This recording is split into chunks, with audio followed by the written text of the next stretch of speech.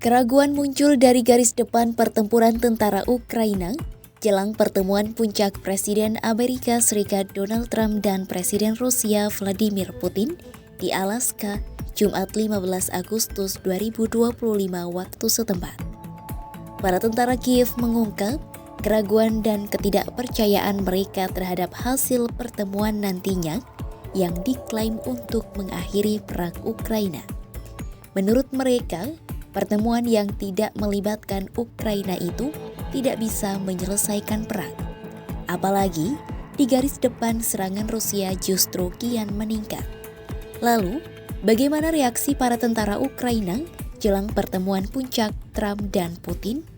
Simak selengkapnya dalam video berikut.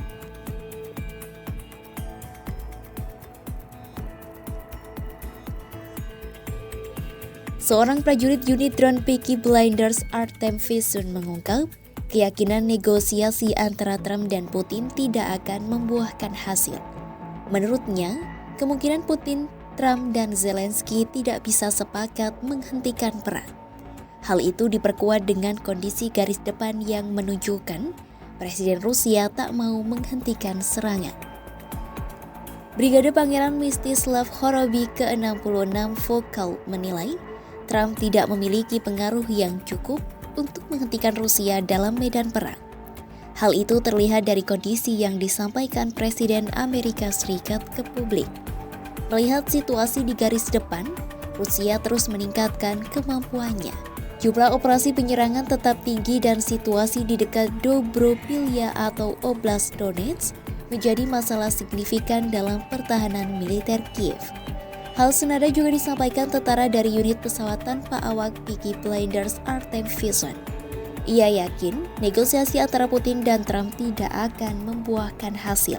Putin disebutnya mengatakan satu hal namun justru melakukan sesuatu lain yang berbeda. Jika para pemimpin menyetujui konsensi tertentu dan menghentikan serangan, maka akan menjadi jelas arah perjanjian berhasil atau tidak. Namun nyatanya, pasukan Rusia masih terus menghujani wilayah Ukraina dengan serangan demi serangan. Penggunaan infanteri besar dan masif dilaporkan terus terjadi. Menurut militer Ukraina, saat ini penting bagi mereka menghentikan dengan segala cara laju serangan Moskwa di tanah Kiev. Artem pun menyoroti bukan hanya apa yang terjadi di garis depan, melainkan juga kondisi di Eropa. Menurutnya, sekarang, kelompok-kelompok Rusia, pendukung dunia Rusia menjadi lebih aktif di seluruh Eropa, Amerika Serikat, dan di mana-mana.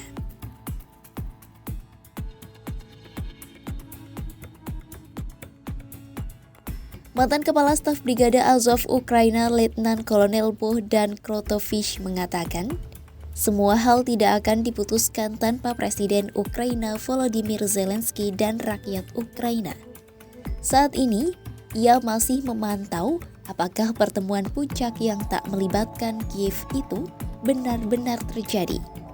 Bohdan pun menyoroti sosok Putin yang disebut sebagai penjahat internasional dan penasaran bagaimana Washington akan membenarkan dirinya sendiri. Menurutnya, negosiasi tersebut tidak berarti apa-apa. Sementara, resimen serangan terpisah ke-1 Vadim mengaku militer Ukraina harus terus maju. Vadim menilai tidak ada pilihan lain.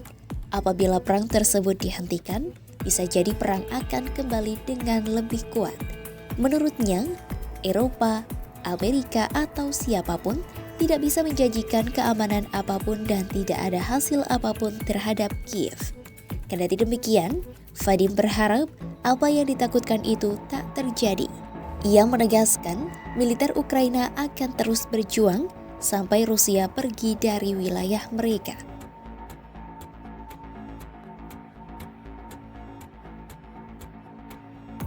Pertemuan antara Putin dan Trump di Alaska kemungkinan membahas pertukaran wilayah antara Ukraina dan Rusia untuk syarat mengakhiri perang. Sumber di kantor kepresidenan Ukraina mengatakan Putin mengusulkan Kiev menarik pasukannya keluar dari wilayah yang dikuasai Ukraina. Wilayah yang dimaksud itu yakni Oblast Donetsk dan Luhansk yang diduduki sebagian.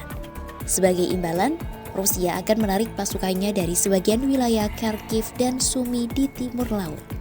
Zelensky telah menolak proposal apapun yang melibatkan penyerahan sebagian wilayah Ukraina ke Rusia. Sementara, militer Ukraina Vadim dari Resimen Serangan Terpisah ke-1 mengatakan, Ukraina hanya memiliki sebagian kecil tanah di Oblast Donetsk.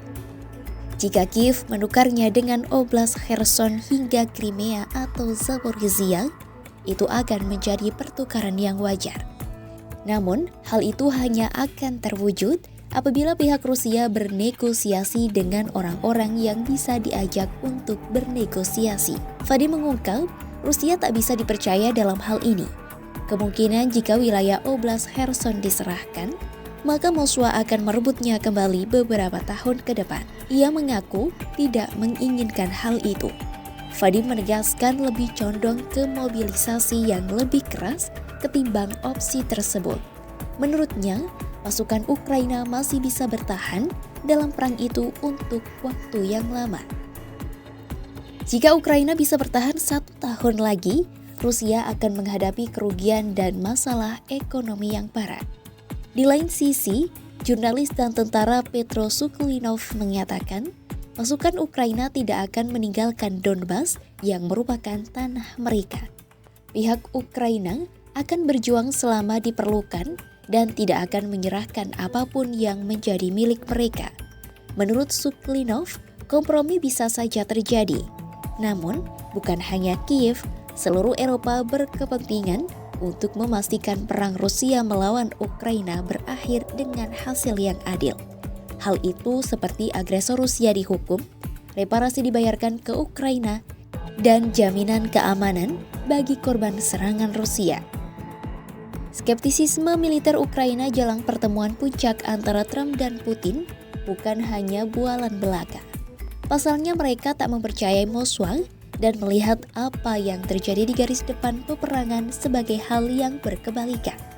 Kendati demikian, prajurit Kiev berharap pembicaraan damai benar-benar bisa menghasilkan sesuatu yang adil bagi kedua belah pihak. Simak terus update perang Rusia-Ukraina hanya di kanal YouTube Kompas.com.